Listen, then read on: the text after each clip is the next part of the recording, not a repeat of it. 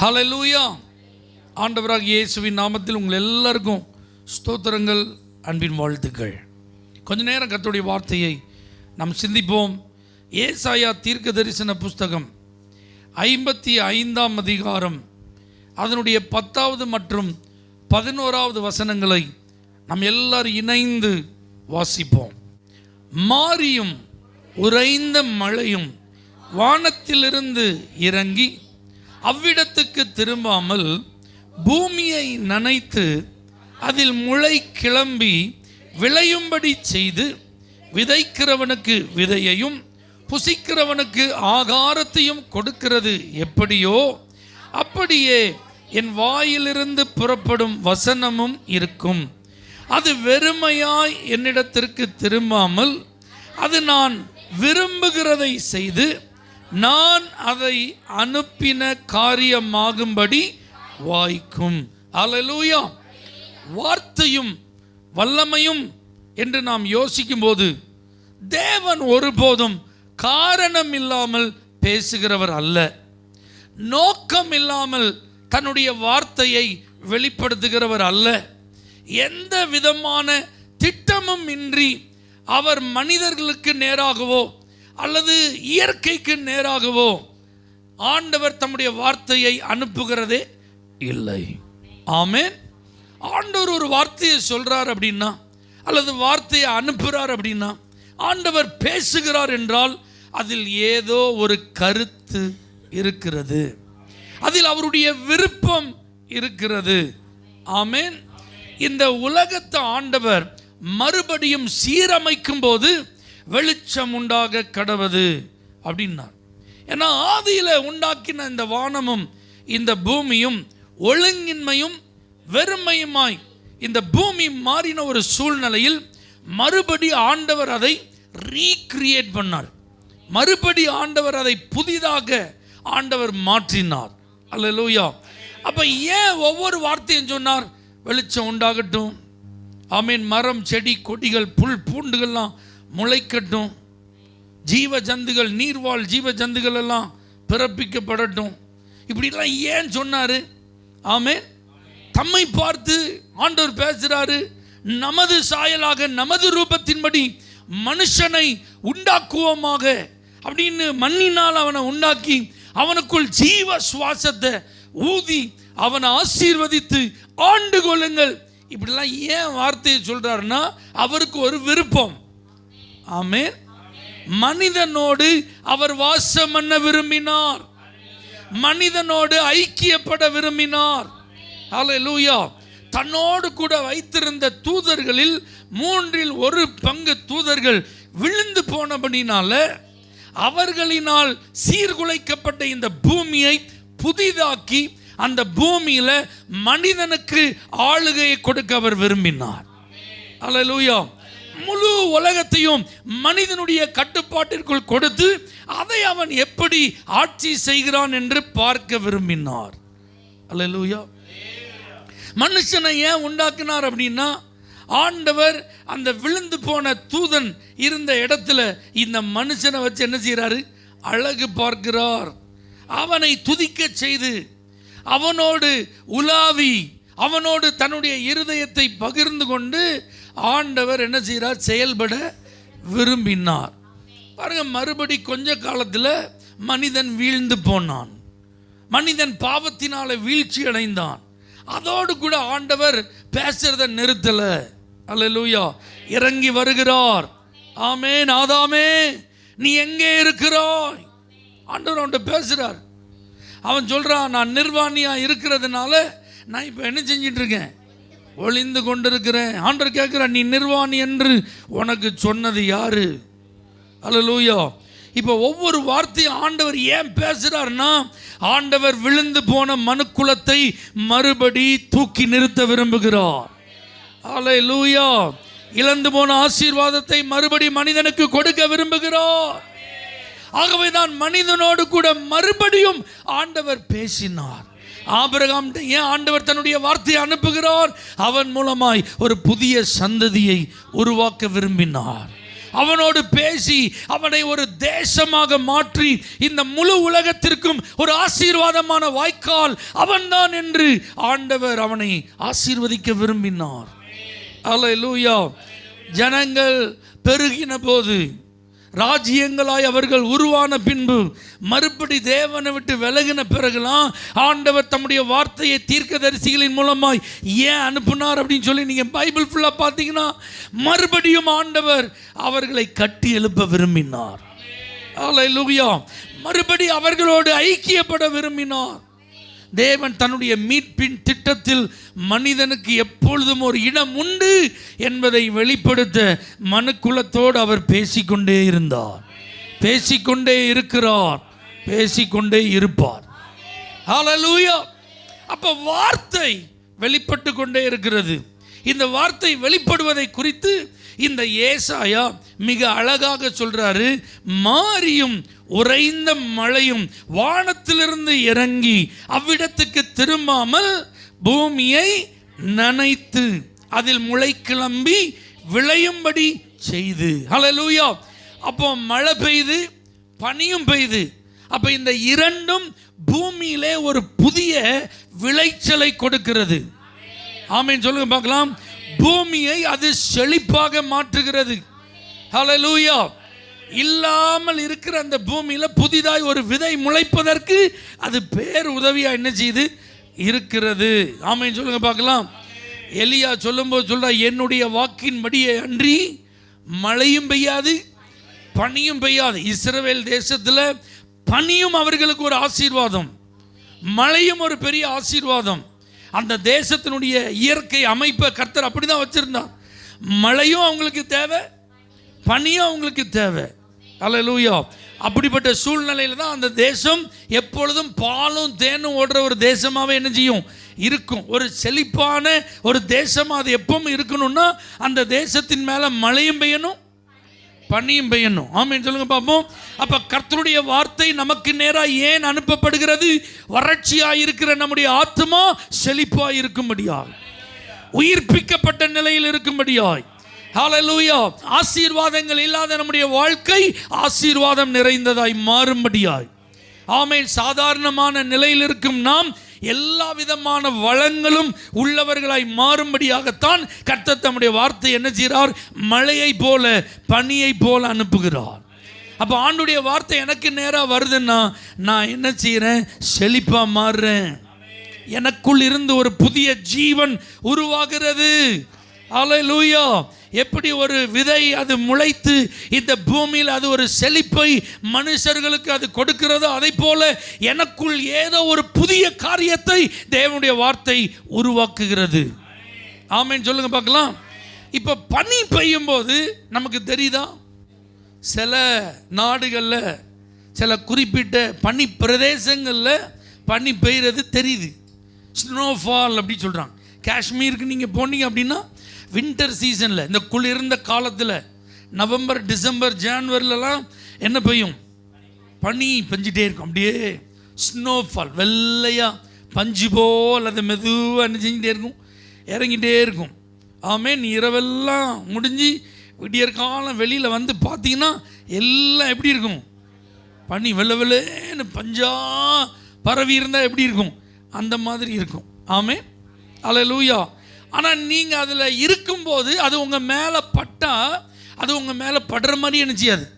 தெரியாது. ஆனால் கொஞ்ச நேரம் நீங்கள் அதை அப்படியே விட்டுட்டீங்கன்னா அது உங்களை அப்படியே நனைச்சிரும். அல்லேலூயா.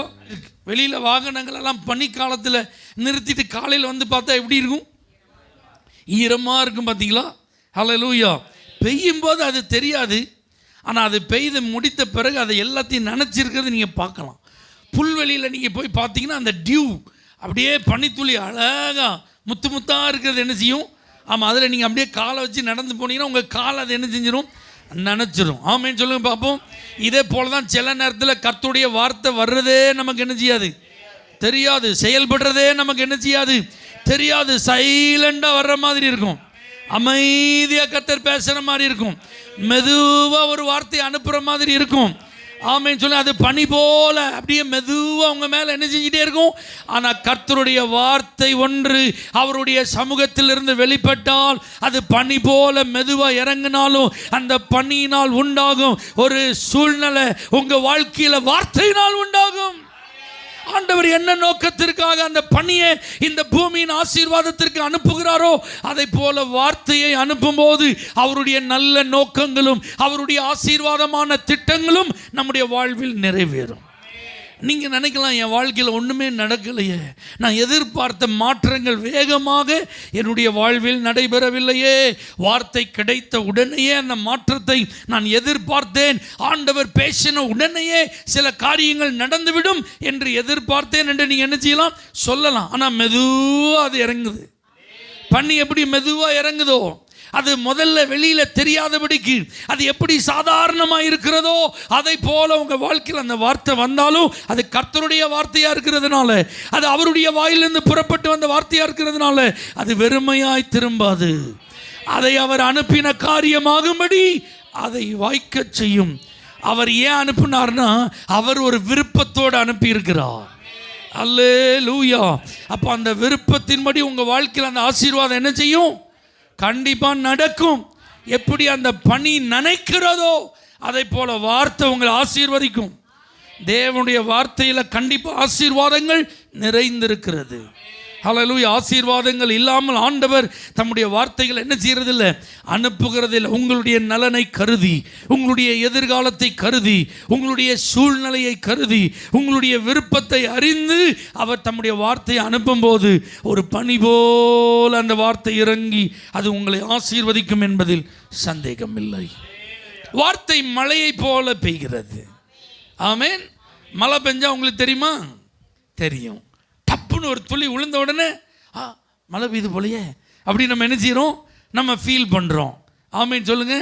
அது கொஞ்ச நேரம் நீங்கள் நின்றுட்டீங்கன்னா உடனே உங்களை தொப்பு தொப்புன்னு நினைச்சிரும், முழுவதும் நினச்சிரும். ஆமென் சொல்லுங்க பார்க்கலாம்.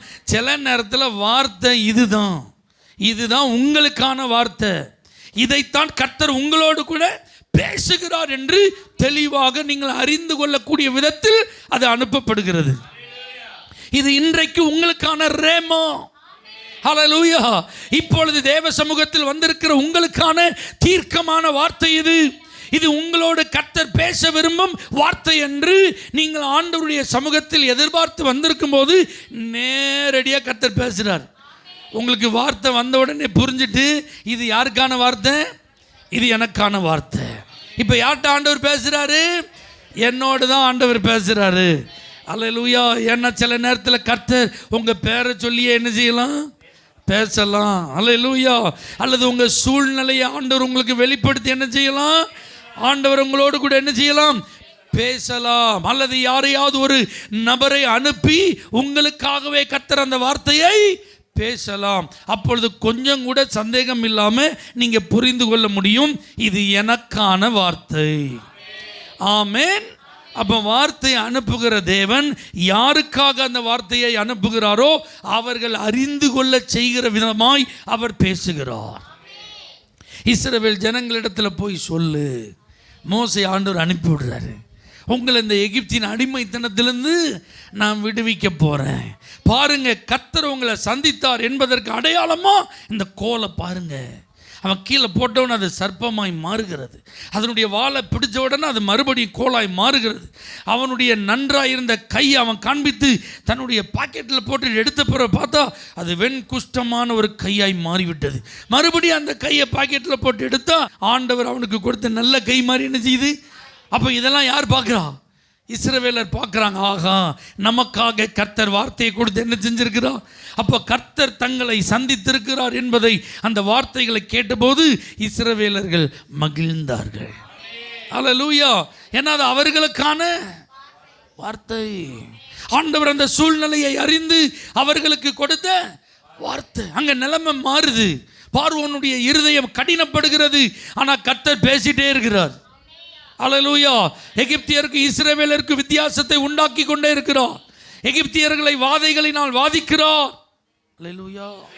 கடைசியா சொல்றாரு, எல்லாருடைய வீடுகளிலும் இரத்தம் நிலைக்கால்களில் என்ன செய்யப்பட வேண்டும், பூசப்பட வேண்டும். இஸ்ரவேலே, அப்பொழுது சங்கார தூதன் உன் வீட்டை என்ன செஞ்சிருவார்? கடந்து போவார். வார்த்தை. ஆமென். இது மலை, இது தெளிவா தெரியுது. இந்த வார்த்தை யாருக்கு வருது? இஸ்ரவேலுக்கு மட்டும். அல்லேலூயா. அப்ப அந்த வார்த்தையை கேட்டா பாதுகாப்பு, இந்த வார்த்தையை கேட்டா ஆசீர்வாதம். ஆமென். சொல்லுங்க பார்க்கலாம். அப்ப ஏன் ஆண்டவர் பேசுகிறார் குறிப்பிட்டு? ஏன் ஆண்டவர் பேசுகிறார் நேரடியாக? ஏன் கர்த்தர் பேசுகிறார் தெளிவாக? அவர் உங்களை ஆசீர்வதிக்க விரும்புகிறார். நீங்கள் நடக்க வேண்டிய வழியில் நடந்து அவருடைய நன்மைகளை பெற வேண்டும் என்று அவர் வழியை காண்பிக்கிறார். அல்லேலூயா. அவர் தம்முடைய வார்த்தையை மழையை போல் அனுப்புகிறார். உங்களுக்கு உணர்த்தும் விதத்தில், நீங்கள் எளிதாக புரிந்து கொள்ளும் விதத்தில். இப்போ நீங்கள் கொஞ்சம் கவனிங்க. இப்போ நீங்கள் பைக்கில் போகிறீங்க, இப்போ மழை பெய்யுது. எப்படி இருக்கும்? நீங்கள் மழை பெய்யும்போது நின்று அப்படியே ரெண்டு கையெல்லாம் விரிச்சு அப்படின்னு மழையை என்ஜாய் பண்ணுற மாதிரி வேகமாக பைக்கில் போகும்போது என்ஜாய் பண்ண முடியுமா? அப்போ என்ன நடக்கும்? அந்த மழை உங்கள் மேலே விழும்போது அந்த துளிகள் உங்களுக்கு சற்று வலி என்ன செய்யும்? உண்டாக்கும். நீங்கள் எந்த அளவுக்கு வேகமாக போக முயற்சி செய்கிறீங்களோ அந்த அளவுக்கு கூடுதலாக வலிக்கும். ஆமென் சொல்லுங்க. அப்போ கர்த்தர் இதை போல சில நேரத்தில் வார்த்தையை அனுப்புகிறார். நமக்கு நெத்தியில் அடித்த மாதிரி என்ன செய்யும்? இருக்கும். நமக்கு மண்டையில் குட்டின மாதிரி என்ன செய்யும்? இருக்கும். நம்ம வேகமாக ஓட்டிட்டு இருக்கிற நம்மளை கையை பிடிச்சி நிறுத்தின மாதிரி என்ன செய்யும்? இருக்கும். ஏன்? இது எச்சரிப்பு. அல்லேலூயா. அப்போ இதமாக கர்த்தர் பேசும்போது அந்த வார்த்தைக்கு நம்ம செவி கொடுத்தோமானால் அது நலமாக இருக்கும். கர்த்தருடைய வார்த்தைக்கு கீழ்ப்படியாம, கர்த்தருடைய வசனத்துக்கு இருதயத்தை கடினப்படுத்தி அதற்கு எதிராக நாம் செயல்படும் போது, அதற்கு விரோதமாக நாம் தீவிரப்படும் போது கர்த்தருடைய சொல்லும் மகா தீவிரமாய் வரும். அல்லேலூயா. ஆமென் சொல்லுங்க பார்க்கலாம். கர்த்தருடைய வார்த்தை மறுபடியும் வரும். யோனாவே, நீ எழுந்து எங்கே போ? நினிவேக்கு போ. ஆமென். ஒரு தடவை சொல்லியாச்சு. ஆனால் அவன் எங்கே போகிறான்? தர்சீஸுக்கு போகிறான்.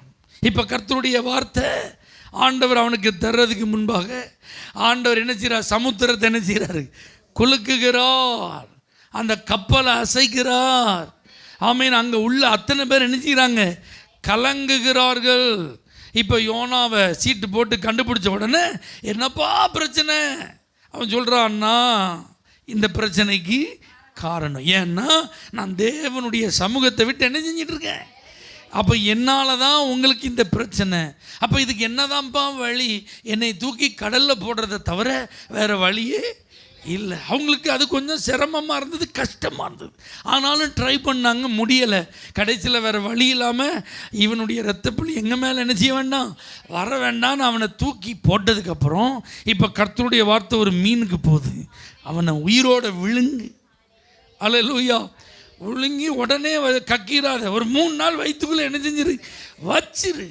அல்லேலூயா. அவன் வாழ்க்கையில் இதுவரைக்கும் ஸ்மெல் பண்ணாத ஒரு கடினமான ஸ்மெல்லை நினச்சிக்கிட்டு அவன் நுகர்ந்து பார்க்கட்டும். ஆமாம், நல்ல சுதந்திரமாக ஊழியம் செய்கிறதுக்கு வாய்ப்பு கொடுத்தப்ப அவன் நல்லா ஜெபம் பண்ணாமல் இருந்ததுக்கெல்லாம் சேர்த்து இப்போ நல்லா வயிற்றுக்குள்ளே முட்டு போட்டு நினச்சிக்கிட்டும் ஜெபம் பண்ணட்டும். அல்லேலூயா. ஆமாம், இது வரைக்கும் கர்த்தருடைய வார்த்தையை கேட்டு அர்ப்பணிக்கும் போதெல்லாம் இருதயத்தை கடினப்படுத்தினவன் இப்போ உள்ள என்ன செய்யட்டும், நல்லா அர்ப்பணிக்கட்டும்னு ஆண்டவர் வச்சுட்டார். எப்படி இருக்கும்? ஓவனில் இருப்பான் பார்த்தீங்களா, அந்த மாதிரி வெந்திருப்பான், நொந்திருப்பான். அல்லேலூயா. 3வது நாள் கர்த்தர் சொன்ன உடனே போய் என்ன செஞ்சிட்டாது, கக்கிட்டு. எப்படி இருக்கும் அவனுக்கு? மறுபடி உயிர் வருது. இப்போ திரும்ப கர்த்தருடைய வார்த்தை, இப்போ எழுந்து போ. அல்லேலூயா.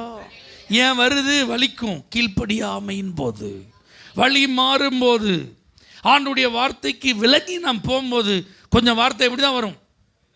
உடனே நீங்கள் நினச்சிடக்கூடாது இன்றைக்கி பாஸ்டர் ரொம்ப ஹார்ஷாக பேசிட்டார், இன்றைக்கி பிரசங்கம் ரொம்ப ரஃப் அண்ட் டஃப்பாக என்ன செய்யுது இருக்குது. அதுவும் குறிப்பாக என்னையே தான் டார்கெட் பண்ணி என்ன செய்கிறாரு, பேசுகிறேன். நான் போயிட்டு வந்தது அவருக்கு எப்படியோ தெரிஞ்சிருக்கு, நான் செஞ்சது அவருக்கு எப்படியோ யாரோ என்ன செஞ்சுருக்காங்க, சொல்லியிருக்காங்க. அதனால நம்மளை போட்டு பிரசங்கத்தில் வாருன்னு என்ன செஞ்சிட்டாரு, வாரிட்டார். இல்லைங்க, கர்த்தருடைய வார்த்தைக்கு எதிராக நீங்கள் போனதுனால அது வேகமாக உங்கள் மேலே மழையை அணைச்சிது. நீங்கள் எதிர்த்து போகிறதுனால தான் அது உங்களுக்கு வலிக்குது. நீங்கள் நின்று அதுக்கு செவி கொடுத்தீங்கன்னா அது உங்கள் மேலே இதமாக இருக்கும். ஆமென். இப்போ போஸ்ட்மேன் வந்து உங்களுக்கு ஒரு போஸ்ட் கொடுக்காருன்னு வச்சுக்கோங்களேன். அதில் யாரோ ஒருத்தர் உங்களுக்கு லெட்டர் போட்டிருக்காங்க. அதில் உங்களை மோசமாக என்ன செஞ்சுருக்கு, கடிந்து எழுதப்பட்டிருக்கு. நீங்கள் செய்ய வேண்டிய சில காரியங்களெல்லாம் செய்யாததுனால உங்களுக்கு நிறைய விதத்தில் அதில் கண்டம்னேஷன் என்ன செய்யுது இருக்குது. இப்போ லெட்டரை வாங்கி பார்த்தோன்னே போஸ்ட்மேன் நீ நல்லா இருப்பியா, என்னைய பார்த்து இப்படி ஒரு போஸ்ட்டை கொடுக்குற உனக்கு என்ன தைரியம் வந்தது? அப்படி யாராவது போஸ்ட்மேன் ஏசுவோமா? திட்டுறதுக்கு வாய்ப்பு இருக்கா? போஸ்ட்மேனுடைய வேலை உங்களுக்கு வந்த போஸ்ட்டை கொண்டு வந்து கொடுக்குறது தான் வேலை. உள்ளே யார் லெட்ரு போட்டிருக்காங்களோ அவங்களுக்கும் உங்களுக்கும் தான் சம்பந்தம். அப்போ இந்த இடத்துல இருந்து வர்ற வார்த்தை உங்களுக்கும் ஆண்டவருக்கும் தான் சம்பந்தம். ஆமேன்னு சொல்லுங்கள். இது நெத்தி அடியாக இருந்தாலும் வாங்கிடணும். ஆமேன்னு சொல்லுங்கள். கதற ஆப்ரேஷன் பண்ணுறதா இருந்தாலும் சகிச்சுக்கிடணும். வலியே இல்லாமல் ஊசி போடுற மாதிரி இருந்தாலும் வாங்கிக்கிடணும். நல்லா தடவி கொடுத்து அணைத்து முத்தமிட்டாலும் தோத்திரம் சொல்லிட்டு போயிடணும். ஆமேன்னு சொல்லுங்கள். ஏன்னா வார்த்தை மழையாய் வருகிறது. அடுத்து பாருங்க, அதில் எழுதப்பட்டிருக்கு, விதைக்கிறவனுக்கு அது விதையையும் புசிக்கிறவனுக்கு ஆகாரத்தையும் கொடுக்கிறது எப்படியோ. புசிக்கிறவனுக்கு ஆகாரம், இங்கிலீஷில் ரொம்ப அழகா இருக்கு, பசியா இருக்கிறவனுக்கு அது ஆகாரமா. ஆமேன். அப்படின்னா என்ன அர்த்தம் தெரியுமா? இப்போ உங்களுக்கு தேவை, உடனடியாக உங்களுக்கு ஒரு அற்புதம் நடக்கணும். ஆண்டவர் அந்த நேரத்தில் உங்கள்ட்ட டிலே பண்ண மாட்டாராம். நீ இன்னும் வெயிட் பண்ணுன்னு சொல்ல மாட்டாராம். அவர் உங்கள் பசியை அறிந்திருக்கிறார். அவர் உங்கள் நிலைமையை அறிஞ்சிருக்கிறார். அவருக்கு உங்கள் உணர்வுகள் தெரியும், உங்களுடைய கஷ்டம் அவருக்கு தெரியும். இப்போ அவர் உங்களை சந்தித்து பேசலைன்னா உங்கள் ஆத்மா தொய்ந்து போயிடும். அது அவருக்கு தெரியும். நீங்கள் இப்போ மங்கி எரிஞ்சிட்டு இருக்கிறதுனால, இப்போ நீங்கள் நெறிந்த நாணலை போல இருக்கிறதுனால, நீங்கள் மறுபடி ஜுவாலித்து எரிய, நீங்கள் மறுபடி நிமிர்ந்து நிற்க ஒரு வார்த்தை உடனே தேவைன்னா கர்த்தர் உடனே பேசுவார், உடனே தருவார். உங்க ஆத்மாவை அவர் உயிர்ப்பிப்பார். ஹல்லேலூயா. அதான் பசி உள்ளவனுக்கு அது ஆகாரம். அந்த வார்த்தை அப்படிதான். ஆமென். யாருடைய ஆத்மா தாகமா இருக்கோ அவங்களுக்கு வார்த்தை. அதனால ஆண்டவர்கிட்ட வரும்போதெல்லாம் எதிர்பார்ப்போட வாங்க. ஆத்மாவில் ஒரு தாகம் உங்களுக்கு இருக்கட்டும். இன்னைக்கு எனக்கு கர்த்தர் ஒரு வார்த்தையை தந்துட மாட்டாரா? என் ஆவியை அனல் மூட்டி எழுப்புவதற்கு, என்னுடைய ஆவிக்குரிய வாழ்க்கையில் நான் இன்னொரு படி முன்னேறி செல்வதற்கு, என் விசுவாசத்தில் நான் வளர்ந்து பெருகுவதற்கு, ஆண்டவரோடு நான் நெருங்கி சேர்வதற்கு எனக்கு ஒரு வார்த்தை கிடைச்சிடாதான்னு நீங்கள் ஒவ்வொரு முறையும் தேவ சமூகத்துக்கு எதிர்பார்ப்போடு வருவீர்களானால் உங்களோடு கூட கர்த்தர் பேசுவார். ஆமென். அடுத்து விதைக்கிறவனுக்கு விதைக்கிறவங்க ஸ்ட்ராட்டஜியோடு தான் விதைப்பாங்க. ஆமென் சொல்லுங்க. நெல்லை விதைக்கும் போதே அதை விதைக்கிற விவசாயிக்கு தெரியும் 3 மாதத்துக்கு அப்புறம் தான் அறுவடை. ஹல்லேலூயா.